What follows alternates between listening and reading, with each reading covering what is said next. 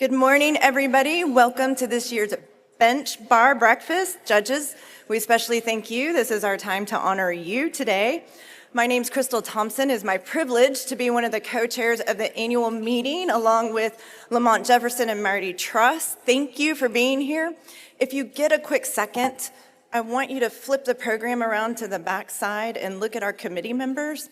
They worked really, really hard to put this program on this year. We have great CLE, we have great programs, we have great judges in attendance. And so if you could give our committee a round of applause for the 2025 annual meeting. We have another full day of CLE today, so we hope to see you all there. But this morning is where we honor our judges, and today more than ever, they are the front line of our judicial branch of the third branch of government, and we appreciate everything you do to help us do what we do with our clients. And to honor our judges, I'm going to ask Steve Benish to come up. Steve, no, you were over there. Sneaky Steve. Thank you. Good morning. Good morning. If my voice sounds a little raspy this morning, that's a barometer of what a great President's Party it was last night. And I would be remiss if I did not use this opportunity to thank once again our committee chairs, Lamont Jefferson, Crystal Thompson, Marty Truss, for their exceptional work. So I've got a voice made for radio this morning, if you'll bear with me. The first guest, the judge who's going to be speaking to us this morning is Judge Bill Miller, who is the chair of the judicial section of the State Bar of Texas. Judge Bill Miller has served as the presiding judge of the 5th Judicial District of Texas since 2015. As presiding judge, Judge Miller has served the citizens of Bowie and Cass counties by hearing felony criminal convictions, family law matters, and civil litigation. He has been an active member of the State Bar, serving as president of the Texas Young Lawyers Association in 2007 and 2008, and on the State Bar Board of Directors from 2006 through 2009. And he currently serves as the chair of the bar's judicial section. Please join me in welcoming Judge Bill Miller. Thank you. Good morning, good morning. Welcome to the Bench Bar Breakfast. As chair of the judicial section, I want to welcome you all here and thank the State Bar for helping put this breakfast on. Judges and the lawyers need to interact, and this is a great way to do it, and we appreciate all of you being here this morning. As Steve said, I'm a general jurisdiction judge in Bowie County, Texas. I'm also in Cass County, and the general jurisdiction judges are really the best judges that are out there because we have to do everything. But as chair, I'm fortunate to serve as the chair of the judicial section this year. I want to tell you just a little bit about the judicial section before we hear from Chief Justice Blacklock and Judge McClure, who are really, I'm sure, who you want to hear from. The judicial section is made up, the judicial section board is made up of 2 appellate court judges, 5 district judges from across the state, 1 retired judge, a Supreme Court justice, a judge of the Court of Criminal Appeals, a full-time associate judge, and a presiding judge. And those judges are elected on a rotating basis. And then we have the chair-elect, who this year is Victor Villarreal, who's going to take over here shortly in September at our annual meeting. And there are over 1,100 members of the judicial section. And those members come from both of the Supreme Courts, the Supreme Court of Texas, as well as the Court of Criminal Appeals, the 504 district judges, district courts across the state. And those 504 district courts are about to go to about 518. We have over 260 CCL, County Court at Law courts, 29 probate courts, as well as the business courts, and all of the associate judges, the Title IV judges, that are out there, as well as other associate judges, hearing officers that are members of the section. And so the purpose of the judicial section is to advance the interest of the Texas judiciary, work to improve the quality of the justice in Texas, examine issues affecting the judicial system, foster public education about the judicial system and matters of concern to the judiciary, provide dialogue and collaboration among the judges, and provide a forum to discuss public issues affecting the judiciary. The section has a number of committees that we use, and probably this year, when we have legislative years, the most active committee is our legislative committee. As you know, the legislatures just finished their session in June. I think they had well over 9,000 bills that got filed. And as they spent their 140 days whittling those bills down, the Judicial Section's Legislative Committee was monitoring all of those bills. At one point, we were monitoring well over 160 bills that affect the judiciary in whole.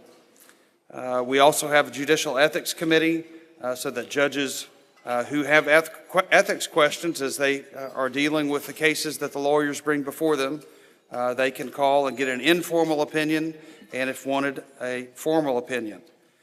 Finally, we give out a number of awards during the year, including Lifetime Jurist.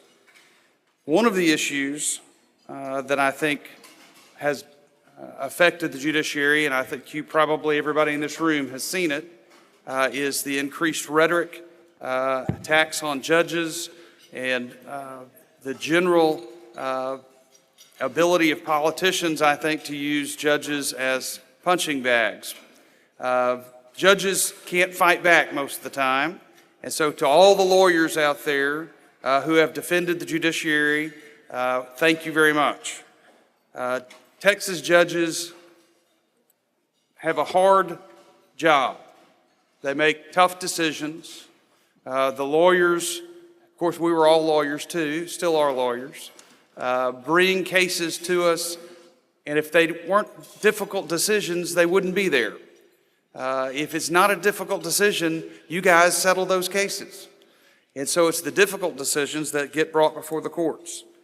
And those decisions affect real people, and sometimes those people aren't very happy about that. In 2024, the Office of Court Administration has indicated that there has been a 142% jump in security incidents across the state. That includes 581 times in 2024 where weapons were confiscated at courthouses, and over 145 threats to judges or court personnel or facilities. So I want to thank all the lawyers that are out there that are helping defend the rule of law, that are defending the judiciary, because as you know, we can't defend ourselves a lot of times. It's really easy to put a tweet out on Twitter or X that's, the soundbite. It's a lot harder to put the 12-page, 15-page, 100-page opinion explaining the decision. So thank you very much from the judiciary to the bar for your assistance in helping defend the judiciary. Finally, this last session, one of the issues that has faced the judiciary for quite a while is judicial compensation. The State Bar's Judicial Section Legislative Committee has been working on that for quite a while. This year, finally, the legislature did increase judicial compensation. Texas was at the very bottom in the United States for judicial compensation. We were number 50 out of 50. Sometimes you'll hear 49, and that's only if you consider a higher level judge. Texas was at the bottom. The Judicial Compensation Commission last summer recommended a 30% increase just to compensate for inflation. That would put judges even to their pay in 1991. The legislature heard the bills that were presented and resulted in a substantial increase for the judiciary. I think that's good for all of Texas. And in particular,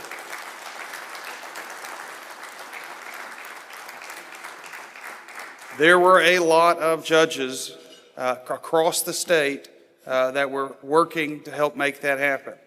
Chief Justice Blacklock was a huge help in making this happen.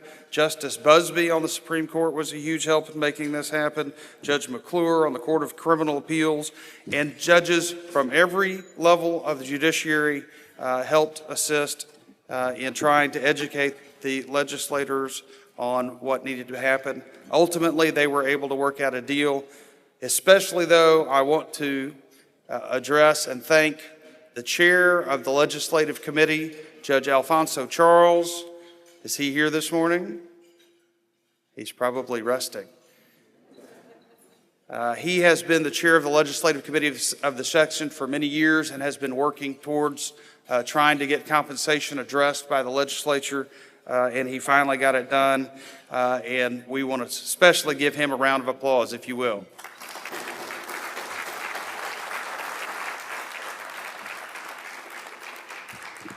Finally, thank you to all the judges that helped work on that legislation and many, many, many other pieces of legislation over the next couple of months. I'm sure you're going to have lots of CLEs about all of the legislative updates. The legislator was very busy changing our laws once again, and we will try and figure it out from the bench. Thank you very much.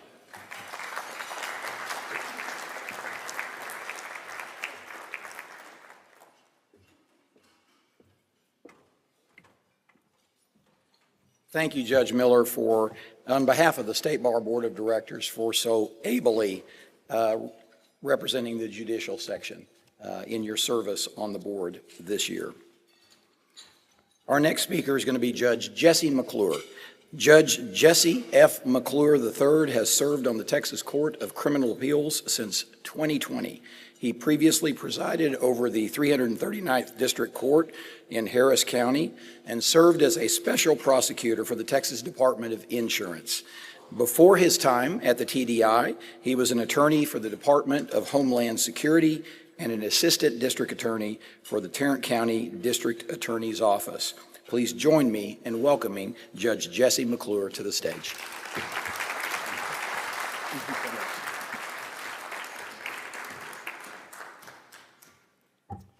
It's great to be here today. When I was first approached to come talk to you, I was told, well, just a little, just some remarks, maybe give us an update about what your court's been doing.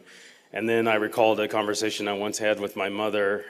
My mother was staying with us, and I'm getting ready to go to court when I was a district court judge in Harris County, and I was wearing jeans and boots, and she said, son, they let you wear that to work? And I said, well, Mom, I'm the judge. I can wear whatever I want. So then I thought, so when I was asked to speak, I thought, well, okay, I'll give an update. And then I thought, well, I'm the judge. I'll talk about whatever I want. So, and then when I thought about, okay, what am I going to talk about? I saw a picture that's hanging in my research attorney's office, and that was sort of the jumping off point for what I want to talk about briefly today. And the picture, so one day we were driving to lunch. It was myself, my research attorney, and our law clerk, and we saw graffiti on the wall. And since this is a family show, I will just paraphrase what it said. But there was graffiti on the wall that said, "All courts are BS," except the BS was spelled out. And at first we thought it was funny, and it is kind of funny. And so we jumped out of the car and took a picture next to it. And so it's hanging on the wall in my research attorney's office. And but if you think about that a little more deeply, it sort of reflects a couple things. It reflects, frankly, Judge Miller sort of alluded to it. There's a lack of trust in all institutions these days, and the judiciary is not immune to that.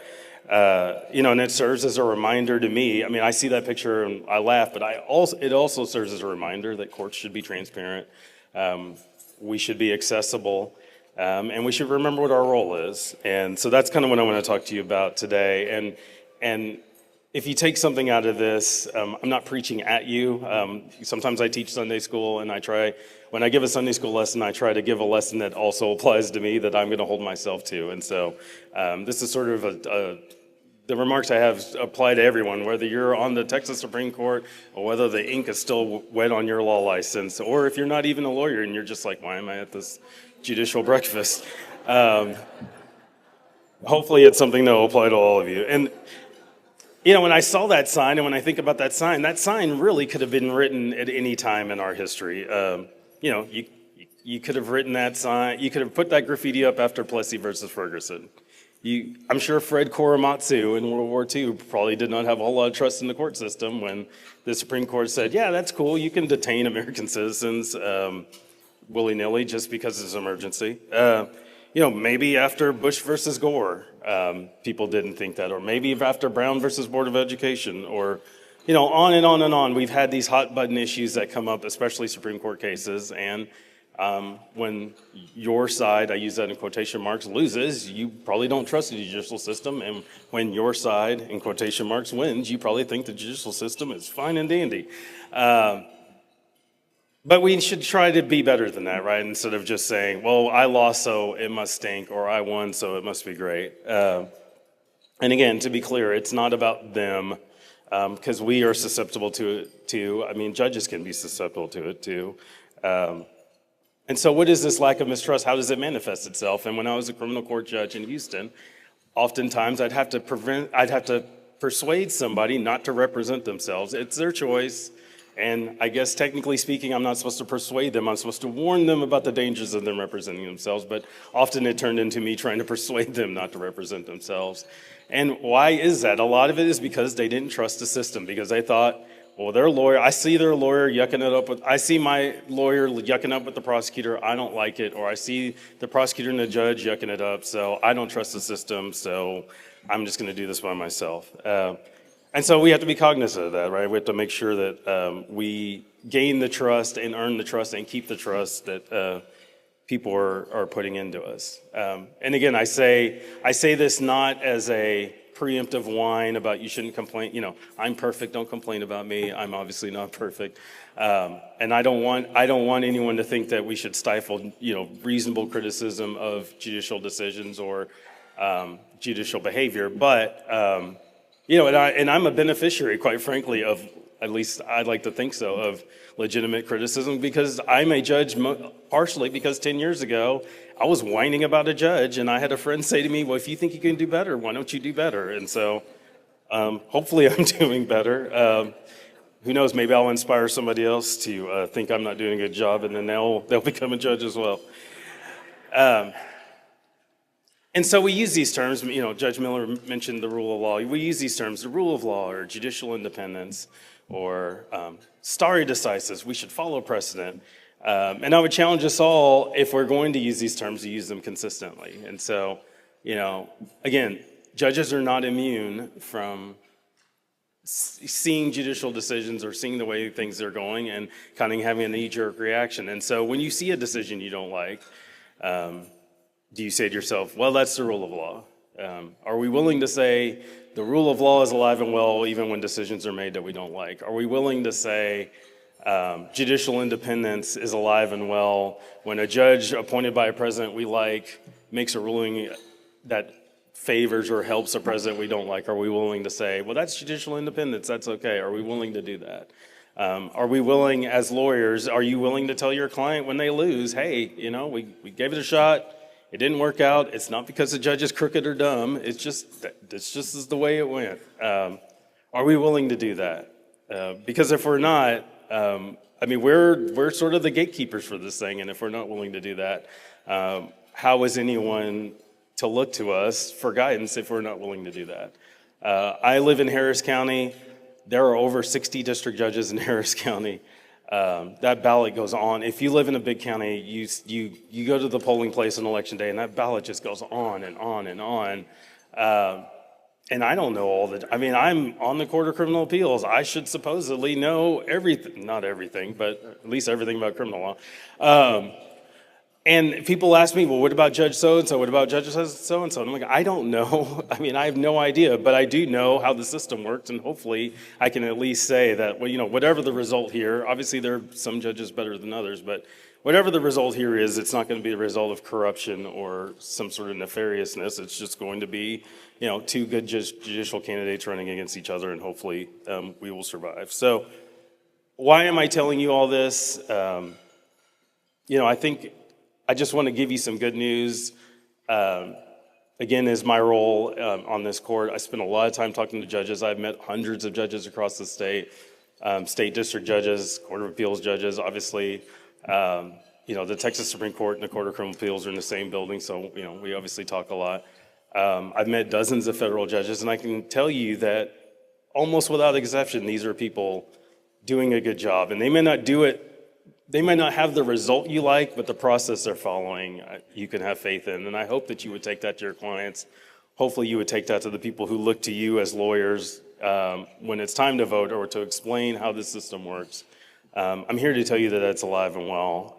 I have the opportunity to speak at several of the state judicial conferences, and these people work really hard to make the right decisions. They agonize over these decisions. And they know their role and they know their responsibility. For most people, the judge you see in district court or county court is the only judge you're ever going to interact with. And they know that they are sort of the avatar of the judicial system at that point. And that's why we wear black robes, is because we're not really supposed to be individual human beings. We're supposed to represent the system, and they know that. So I thank you again for coming this morning. I guess the point of this breakfast is to honor us, but I'm honored that you're here, and I will tell you what I always tell people. Please come to Austin, and if you're in Austin, give us a call. Well, my court is always willing to entertain visitors. We'll show you around, and if you're lucky, I'll show you the all courts are BS picture. So, and then finally, I just want to talk a little bit about our court. We had recent elections. We have 3 new members on our court. One of the things that we've been doing that started under our previous presiding judge, Sharon Keller, and has continued, is we try to travel around the state to hear cases so people can see the courts in action, right? They can, these are, we're the people they vote for, and, if you're not in Austin, it's hard to see us if we don't get out. I know the Supreme Court travels as well. And so in the fall, we went to Alpine, which was an amazing experience. Got to hang out at Sul Ross University and hear oral argument there and spend some time with the students there. And then earlier in the spring, we went to Laredo and heard oral argument there. We're planning a trip to Dallas in the fall, so if you happen to be in the neighborhood, stop by and say hi. That's one of the things that we like to do. And then I'll just talk about one case real quick that we've wrestled really hard with that other courts have as well. It's a case we heard oral argument on when we went to Alpine. There's a technology called geofencing. And if you don't remember anything about what I tell you about geofencing, remember this: you should all go into your settings and turn off location data, because Google collects so much information about you. And so the idea is, can you get, is a search warrant that is served upon Google to look at your location data, or look at somebody's location data for a certain area in time where a crime may have been committed, is that constitutional? And so that's an issue we wrestled with, and we had lots of interesting opinions on that case. We didn't really come to that great of a satisfactory of a resolution, but we're in good company because the Fifth Circuit Court of Appeals and the Fourth Circuit Court of Appeals was unable to do the same thing. And so that will be coming to the United States Supreme Court near you probably somewhat soon. But these are some of the things we wrestle with. That's a case that implicates people's privacy. Again, I talked about turning off your location data. In this case, a crime was committed, and at 3 o'clock in the morning, the police said, okay, show me whose phones were in this area at 3 o'clock in the morning. And if you hadn't been driving by that day at 3 o'clock in the morning, your phone would be implicated, and then you might get a knock on the door. So these are tough decisions. These are tough balancing acts that we have to do as a judiciary. We talk about the rule of law and upholding precedent, and it's a trite thing to say, but, think of all the crimes we could solve if we didn't care about the Fourth Amendment or the Fifth Amendment. Or think of all the good things, I use in quotation marks, we could get done if we didn't care about separation of powers or federalism. But these are things we wrestle with, and the result's not going to always be popular, but I guarantee you that Texas judges are doing their best to follow the right process. And so, again, thank you very much for your time. Again, if you're in Austin, come see us. Thank you.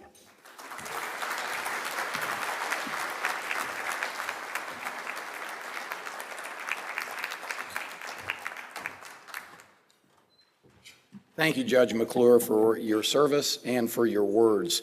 Regarding your words, the words that really resonated with me was wearing whatever you want. I arrived here on Tuesday, and I have been on duty since then in a suit from dawn to dusk, going from event to event to event, all day, every day. So I woke up this morning to take a look at my schedule, and there was this inexplicable block of open hours, an open afternoon after lunch. And it hit me, I'm not going to be the president of the bar after lunch. I can do whatever I want. I hear there's a pool here. And I say that not to highlight what my schedule has been, but to remind and invite you to the general session lunch today, where it will be not just but the privilege of this bar to welcome the 145th President of the State Bar of Texas, Santos Vargas, who joins us this morning. So I hope you make it for lunch.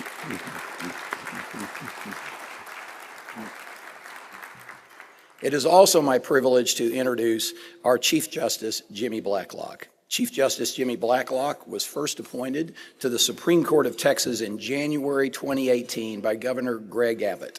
He was elected by the public following his appointment and reelected again in 2024. Governor Abbott then appointed him to serve as the court's 28th Chief Justice in January 2025.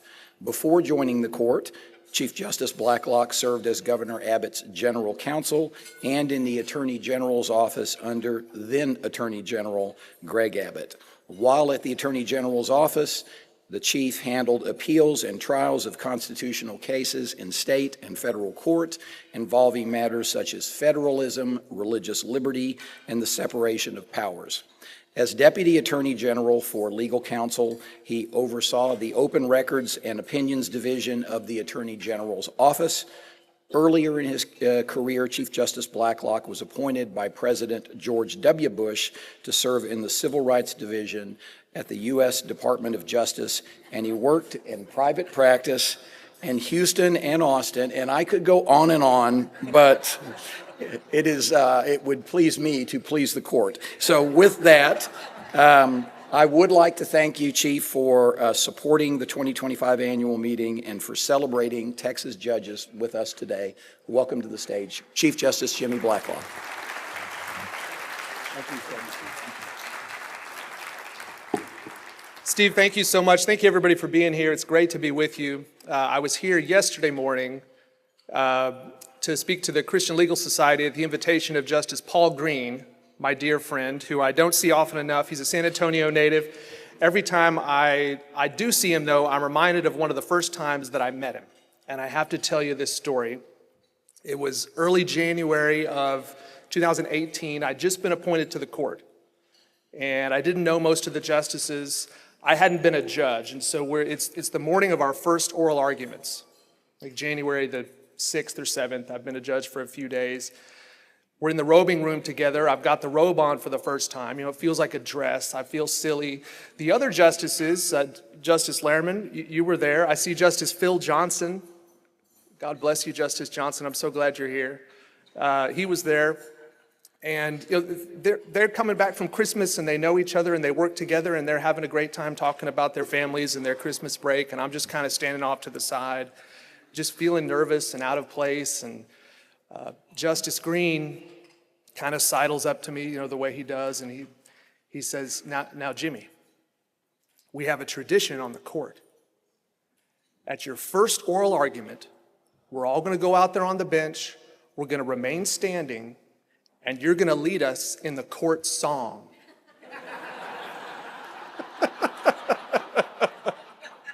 And so I was petrified for a few seconds, of course, right? And I just realized that's how Justice Green welcomes people to the court.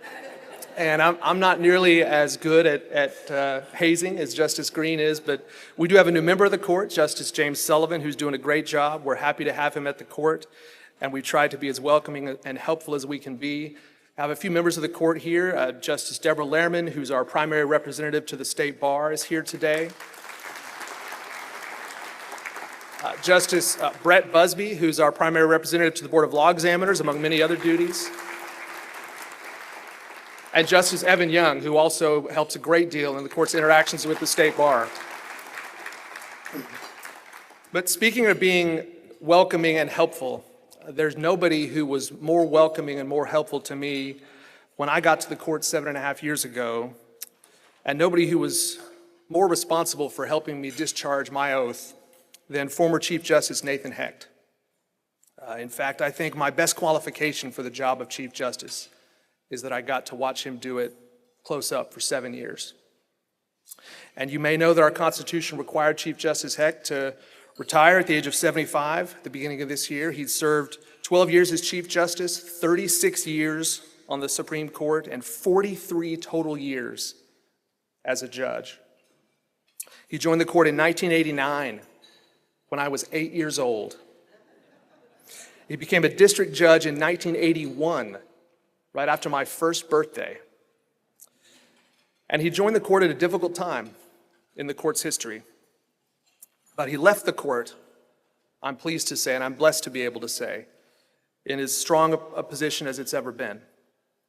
And any successes that I and the other members of the court were able to have will have been made possible by the firm foundation that he and so many other justices, his friends, left for us. His legacy of judicial service to the people of Texas is unparalleled in the history of our state. I really mean that. And I know I speak for every one of my fellow justices, current and former, when I say how deeply grateful we are to him on a personal level for his wise leadership and his loyal friendship. But every Texan, young and old, rich and poor, Republican and Democrat, owes Nathan Hecht a great debt of gratitude for all the tireless and selfless and principled work that he did over all those years to promote the rule of law in our state and to make justice a greater reality for every Texan. I think he's going to be here later. I don't think he's here this morning, but let's give him a round of applause.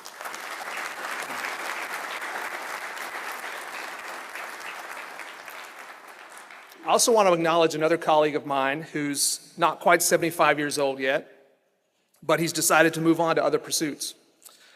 A man for whom I have a great deal of respect and admiration, both as a judge and as a human being. And that's Justice Jeff Boyd, who announced recently that he'll be retiring from the court soon. He served in the court for 12.5 years, and I think it's safe to say that during those 12.5 years, he wrote more dissents than anybody else on the court. And I say that as a real compliment. The first dissent I joined was a Jeff Boyd dissent.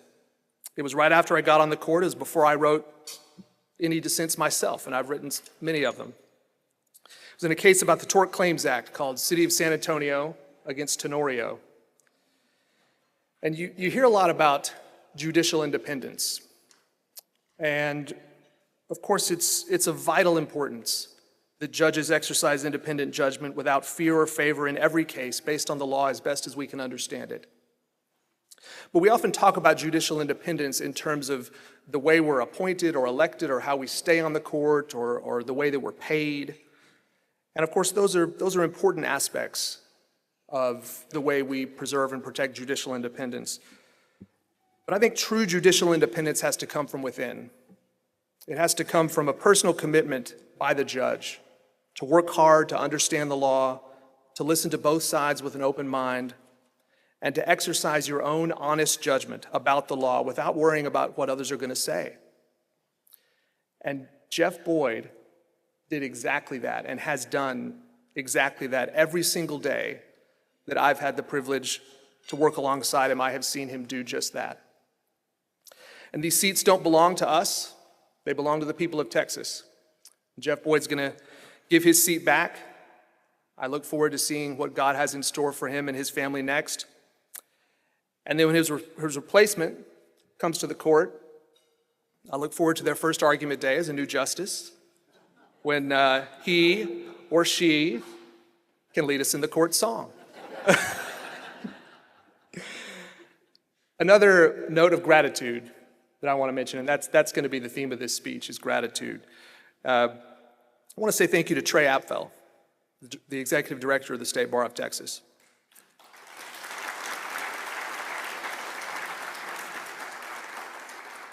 Trey has a very difficult job, and the bar has a very difficult job. I've been getting to know him better since I became chief. The state bar is a unique animal. It's a membership organization, but its members have no choice but to join if they want to be lawyers. And so the bar has a very difficult task of trying to pursue its mission in a way that all lawyers in Texas can be proud to be a part of, regardless of their beliefs or their politics or their background. And you're never going to please everybody in a job like that. But Trey is trying awfully hard.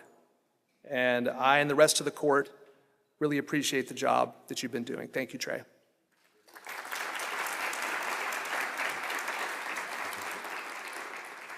So back in February, I delivered the State of the Judiciary address in the legislature, which was a fun experience. And I talked a little bit about the state bar, but that was not the primary focus of the speech. The primary focus was the desperate need that we had at the time to do something to make judicial salaries more competitive, which you heard Judge Miller talking about. And with a few days left in the legislative session, we thought it was a done deal.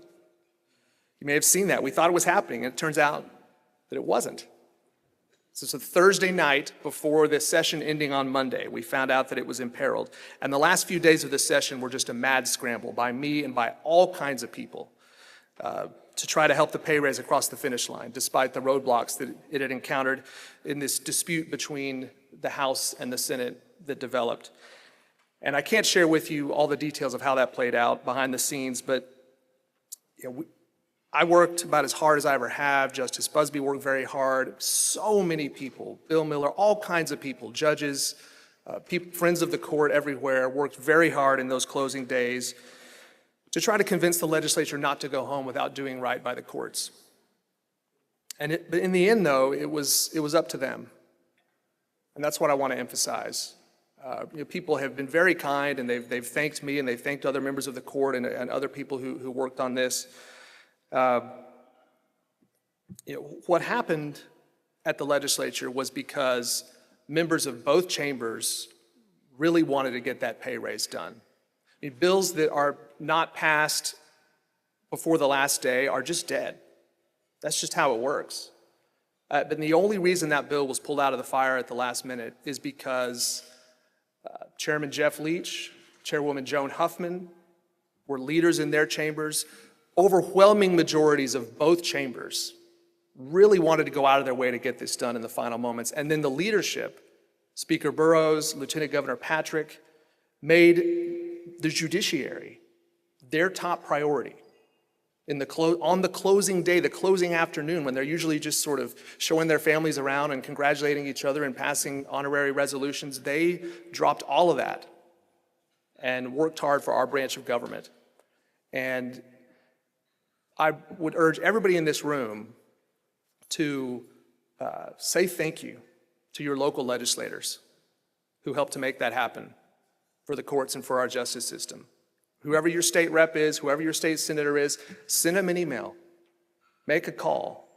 Those things matter. And I know they'd love to hear from you. I really hope that you will do that, because they're the ones who deserve credit for what happened at the end of the session, and I think it was an extraordinary result for the judiciary. They worked out a compromise that achieved two big things. The first was the 25% across the board pay raise that we've talked about. The other was perhaps just as important. It was that legislative pensions will no longer be tied to judicial salaries. And that linkage had for many years been a political obstacle to taking a more rational approach to judicial pay. But now with that linkage gone, and with judicial salaries raised to a reasonable level, I'm hopeful that in future sessions, we can achieve what many states and the federal government have done, which is to provide courts with a modest annual or biannual cost of living adjustment, so that judicial salaries can keep up with inflation without becoming a political issue every 2 years. So that's a little preview for you of my next State of the Judiciary speech. And you'll have to wait for the rest of it, except for one other topic I want to mention that's on my mind, and I hope that it will be on your mind as we think about it together, and that's the use of artificial intelligence or large language models to create court filings, which has been in the news recently. And I think we've all seen it. It's only going to become more and more common. And There are problems, of course, we've seen the well-documented problems of the hallucinations and the errors that the machines make when we rely on them for things we shouldn't rely on them for. But there are problems beyond that, I think. And tomorrow's AIs will be better, more sophisticated than today's.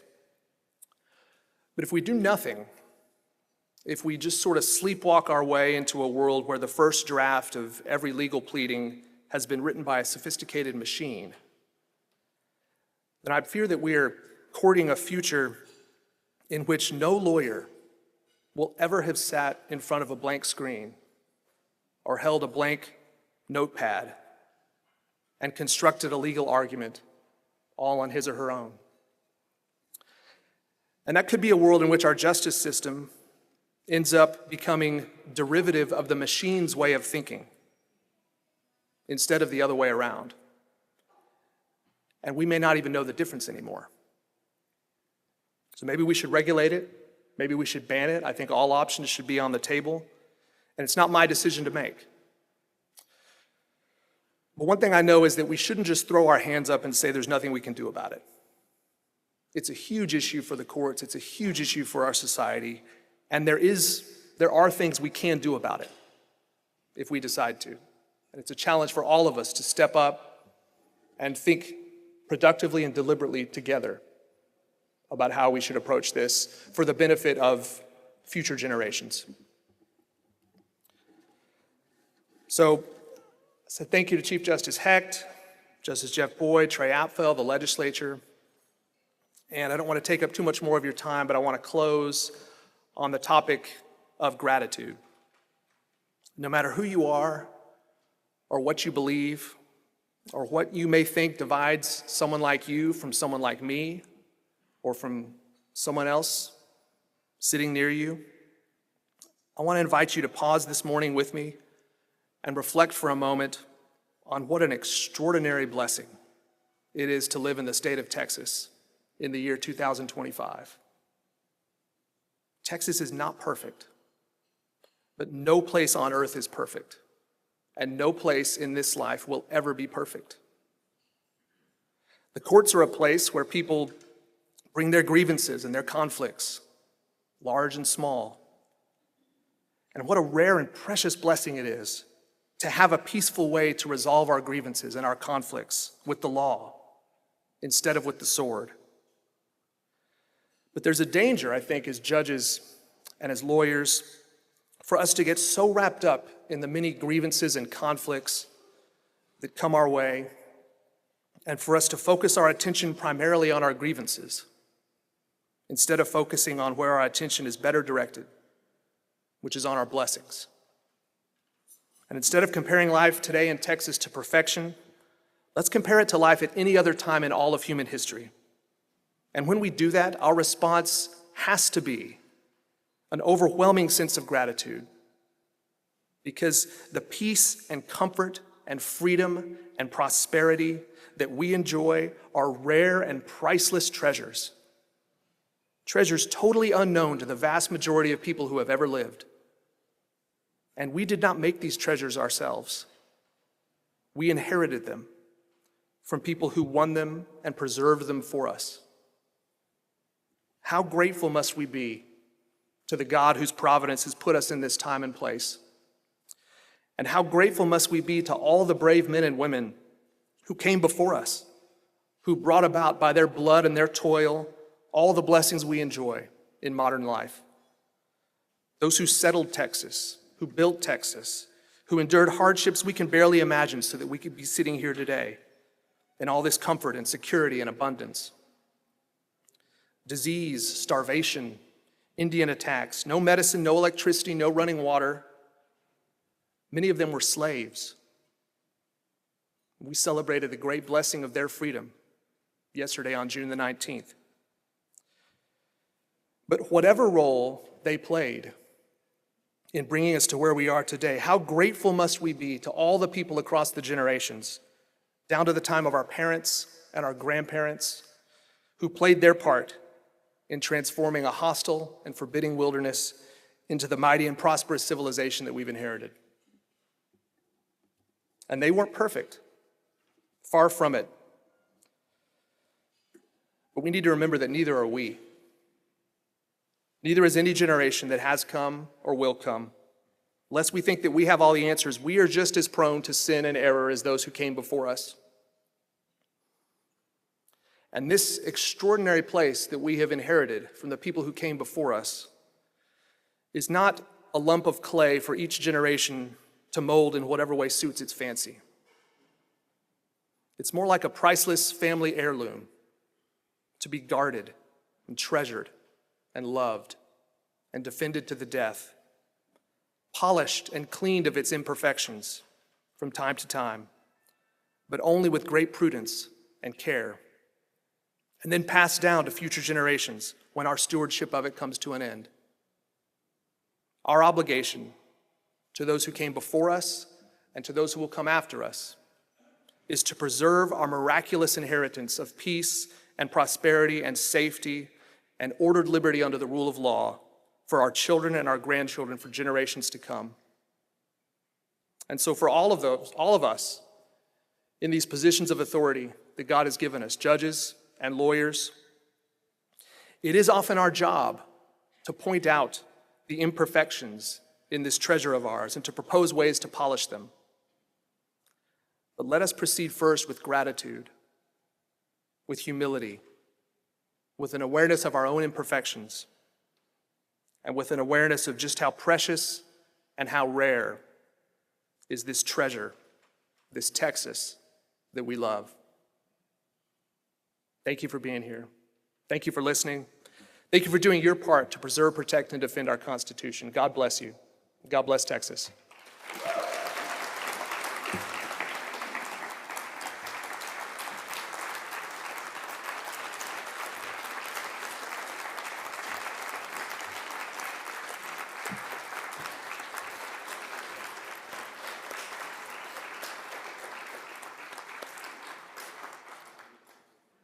Thank you for those remarks, Chief Justice, and thank you, Judges McClure and Miller, for your work today and for highlighting that we are all on the same team in the fair administration of justice. We appreciate you very much. We appreciate all the judges for being here.